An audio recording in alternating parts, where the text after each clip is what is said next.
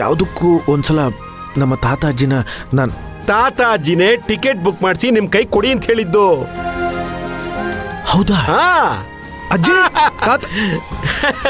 ನೀವು ಹೀಗೆ ಎಗರಾಡ್ತೀರಿ ಅಂತಾನೆ ಟಿಕೆಟ್ ನ ನಮ್ ಕೈ ಕೊಟ್ಟು ಅವ್ರ ದೇವಸ್ಥಾನಕ್ಕೆ ಹೋದ್ರು.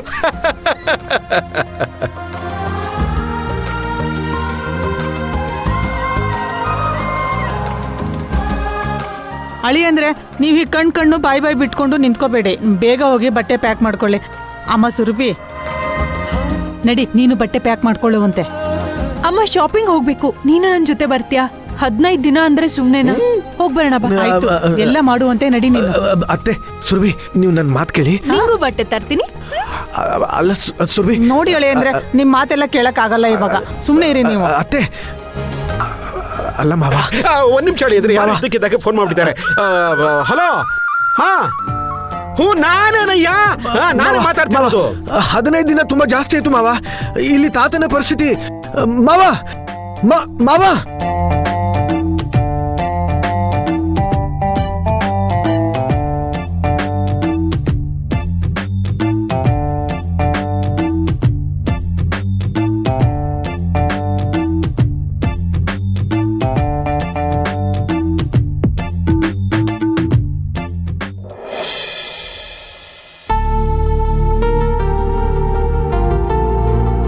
ಅಮ್ಮ, ನಂಗೆ ಎಷ್ಟು ಖುಷಿ ಆಗ್ತಿದೆ ಗೊತ್ತಾ?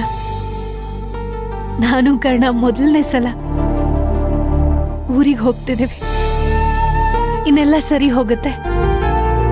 ನಾನಿವತ್ತು ಸಂತೋಷವಾಗಿದ್ದೀನಮ್ಮ. ಬರೀ ಸಂತೋಷದಿಂದ ಇರೋದ್ರಿಂದ ಏನೂ ಆಗಲ್ಲ ಕಣೆ. ಇನ್ನು ಮೇಲೆ ನಿನ್ ಕೆಲಸ ಶುರು ಆಗೋದು. ಆದಷ್ಟು ನಿನ್ ಗಂಡನ್ನ ಹತೋಟಿಯಲ್ಲಿಟ್ಕೋ. ಅಮ್ಮ, ಅಲ್ಲಿ ನಮ್ಮಿಬ್ರಿಗೂ ತೊಂದರೆ ಕೊಡೋರು ಯಾರಿರ್ತಾರೆ? ಯಾರಿಲ್ಲ ಅಂದ್ರೂ ಅಳಿಯಂದ್ರ ಮನ್ಸು ಈ ಕಡೆನೇ ಇರುತ್ತೆ ಕಣೆ. ಅದಕ್ಕೆ ನೀನು ಆದಷ್ಟು ಅಳಿಯಂದ್ರ ಮನ್ಸನ್ನ ಪಳಗಿಸ್ಬೇಕು. ಅಮ್ಮ, ನಂಗೆ ಪ್ರೀತಿಯಿಂದ 4 ಮಾತಾಡಕ್ ಬರುತ್ತೆ ಹೊರತು ಈ ಪಳಗ್ಸೋದು ಗಿಳಗ್ಸೋದು ನಂಗಿದೆಲ್ಲ ಬರಲ್ಲ. ಅದಕ್ಕೆ ಅಂತ ನಾನಿಲ್ವೇನೆ, ನಾನೆಲ್ಲ ಹೇಳ್ಕೊಡ್ತೀನಿ. ನೀನು ಅವಾಗವಾಗ ಫೋನ್ ಮಾಡ್ತಾ ಇರೋ.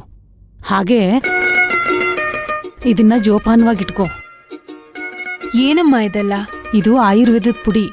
ಹಾಲಲ್ಲಿ 2 ಸ್ಪೂನ್ ಹಾಕಿ ದಿನ ರಾತ್ರಿ ನಿನ್ ಗಂಡನ್ ಕೊಡು. ಆಮೇಲೆ ಚಮತ್ಕಾರ ನೋಡು. ಯಾವ ಕಾಲದಲ್ಲಿದ್ಯಮ್ಮ ನೀನು? ಏನ್ ಮಾತಾಡ್ತಿದ್ಯಾ?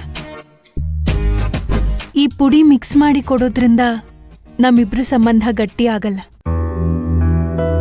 ಮನ್ಸ್ ಬಿಚ್ಚಿ ಮಾತಾಡ್ಬೇಕು, ಒಬ್ಬರನ್ನೊಬ್ರು ಅರ್ಥ ಮಾಡ್ಕೋಬೇಕು. ಅದನ್ ಬಿಟ್ಬಿಟ್ಟು ಈ ಥರ ಐಡಿಯಾ ಎಲ್ಲ ಕೊಡ್ತಿದ್ಯಲ್ಲ, ನಿಂಗೆ ತಪ್ಪನ್ನಿಸ್ತಿಲ್ವಾ? ಈ ಓದಿರೋರ್ ಹಣೆ ಬರನೇ ಇಷ್ಟು. ನಾವೇನೇ ಹೇಳಿದ್ರು ತಗೊಳಕ್ ರೆಡಿ ಇರಲ್ಲ. ಇದೆಲ್ಲ ಹಿಂದಿನ ಕಾಲದಿಂದಲೂ ಬಂದಿರೋ ಅಭ್ಯಾಸ. ಇದು ನಿಮ್ ಮುತ್ತಜ್ಜನಿಗೆ ಕೊಡ್ತಾ ಇದ್ರಂತೆ, ನಿಮ್ ಅಜ್ಜಿ ನಿಮ್ ತಾತನ್ ಕೊಡ್ತಾ ಇದ್ರಂತೆ. ಅಷ್ಟೇ ಯಾಕೆ, ನಾನು ನನ್ ಗಂಡನ್ ಕೊಟ್ಟಿದ್ದೆ. ಅಮ್ಮ, ನಮ್ಮಪ್ಪ ತಣ್ಣಗಾಗೋದು ನೀನ್ ಹಾಕೋ ಪುಡಿಯಿಂದಲ್ಲ, ನೀನ್ ಮಾಡೋ ಜೋರಿಂದ.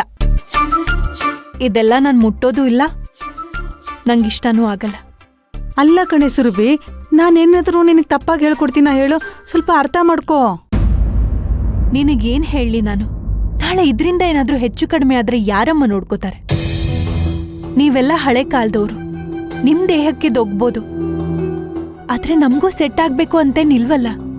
ಏನಾದ್ರೂ ತೊಂದ್ರೆ ಆದ್ರೆ ಏನ್ ಮಾಡ್ಲಿ ನಾನು? ಇದೇನೆ ಹೀಗೆ ಹೇಳ್ಬಿಟ್ಟೆ? ಎಷ್ಟೋ ಕಾಯಿಲೆಗಳಿಗೆ ಇಂಗ್ಲಿಷ್ನಲ್ಲಿ ಇನ್ನೂ ಔಷಧಿ ಕಂಡುಹಿಡಿತಾನೆ ಇದ್ದಾರೆ. ಆದ್ರೆ ಆಯುರ್ವೇದದಲ್ಲಿ ಆಗ್ಲೇ ಕಂಡುಹಿಡ್ದಾಗಿದೆ. ಈಗ ನಾಗವಂಶದ ಕಾಳಿಂಗರಾಯನ ತಗೋ, ಅವರು ಹೋಗದೆ ಇರೋ ಆಸ್ಪತ್ರೆ ಇಲ್ಲ, ತೋರಿಸದೇ ಇರೋ ಡಾಕ್ಟ್ರ್ ಇಲ್ಲ. ಕಡೆಗೆ ಅದು ಯಾವುದೋ ಕೇರಳದಿಂದ ಆಯುರ್ವೇದಿಕ್ ಔಷಧಿ ತಂದೆ ಸರಿ ಮಾಡಿರೋದು. ಇದೆಲ್ಲ ವರ್ಕೌಟ್ ಆಗುತ್ತೆ ಅಂತಾನೆ ನಿನಗೆ ಕೊಡ್ತಾ ಇರೋದು ಕಣೆ. ನೀನು ಸುಮ್ಮನೆ ಏನು ಯೋಚನೆ ಮಾಡಬೇಡ, ನಾನು ಹೇಳ್ದಷ್ಟು ಕೇಳ್ತಾ ಹೋಗು.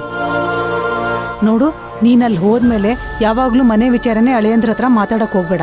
ನೀವು ನಿಮ್ಮ ಜೀವನದ ಬಗ್ಗೆ, ನಿಮ್ಮ ಖುಷಿ ಬಗ್ಗೆ ಮಾತ್ರ ಅವ್ರ ಹತ್ರ ಹೇಳ್ತಾ ಇರು. ನೋಡು, ಮತ್ತೆ ಮತ್ತೆ ಈ ತರ ಚಾನ್ಸ್ ಸಿಗೋದಿಲ್ಲ ಕಣೆ ನಿನ್ಗೆ, ಅರ್ಥ ಮಾಡ್ಕೊ.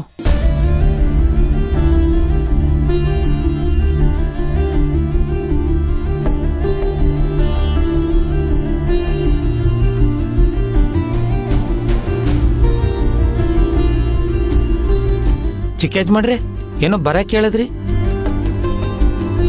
ನಿನ್ನಿಂದ ನನಗೊಂದು ಕೆಲಸ ಆಗ್ಬೇಕಿತ್ತು. ತಾಳೆ ಕೆಡ್ಸ್ಕೊಬೇಡಿ ಚಿಕ್ಕೇಜ್ ಮಾಡ್ರೆ. ಕಣ್ಣು ಮುಚ್ಚಿ ಕಣ್ಣು ಬಿಡೋ ಅಷ್ಟರಲ್ಲಿ ನೀವು ಹೇಳಿರೋ ಕೆಲಸ ಮಾಡಿ ಮುಗಿಸ್ಬಿಡ್ತೀನಿ. ನೀನು ಈ ಕೆಲಸನ ಕಣ್ಣು ಬಿಟ್ಕೊಂಡೇ ಮಾಡಬೇಕು. ಹೌದಾ? Anything serious matter? ನಾನು ಸ್ವಲ್ಪ ದಿನ ಊರಲ್ಲಿರಲ್ಲ, ಹಾಗಾಗಿ ತಾತನ ಕಡೆ ಗಮನ ಕೊಡು. ಅವ್ರೇನೇನು ಮಾಡ್ತಾರೆ ಅನ್ನೋದನ್ನ ಪ್ರತಿದಿನ ನನಗೆ ಫೋನ್ ಮಾಡಿ ತಿಳಿಸು. ದಿನ ಇನ್ಫಾರ್ಮೇಶನ್ ಕೊಡೋದು ಏನಿರುತ್ತೆ ಚಿಕ್ಕ ಯಜಮಾನ್ರೆ? ದೊಡ್ಡ ಯಜಮಾನ್ರು ಬೆಳಿಗ್ಗೆ ಹೇಳ್ತಾರೆ, ಕಾಫಿ ಕುಡಿತಾರೆ, ಸ್ವಲ್ಪ ಹೊತ್ತಾದ್ಮೇಲೆ ತಿಂಡಿ ಮಾಡ್ತಾರೆ, ಅಲ್ಲಿ ಇಲ್ಲಿ ಓಡಾಡ್ತಾರೆ, ಮಧ್ಯಾಹ್ನ ಊಟ ಮಾಡ್ಕೋತಾರೆ, ಮಲ್ಕೋತಾರೆ, ಸಂಜೆ ಹೇಳ್ತಾರೆ, ಕಷಾಯ ಕುಡಿತಾರೆ, ಸ್ವಲ್ಪ ಹೊತ್ತಾದ್ಮೇಲೆ ರಾತ್ರಿ ಊಟ ಮಾಡಿ ಮಲ್ಕೋತಾರೆ. ಅವ್ರ ಜೀವನ ಇಲ್ಲ ಸಪ್ಪೆ ಚಿಕ್ಕ ಯಜಮಾನ್ರೆ. ಗೋಪಾಲ, ತಾತ ಊಟ ಮಾಡಿದ್ರ ಮಲಗದ್ರ ಇವೆಲ್ಲ ನನಗೆ ಬೇಕಾಗಿಲ್ಲ. ಅದನ್ನೆಲ್ಲ ನೋಡ್ಕೊಳ್ಳೋದಕ್ಕೆ ಅಜ್ಜಿ ಇದ್ದಾರೆ, ಅತ್ತೆ ಇದ್ದಾರೆ, ಭೂಮಿ ಇದ್ದಾಳೆ. ಈ ಮನೆಯಲ್ಲಿ ಕೆಲವೊಂದು ಪರಿಸ್ಥಿತಿಗಳು ಸರಿ ಇಲ್ಲ, ನಿನಗೆ ಗೊತ್ತಿದೆ ಅಲ್ಲ.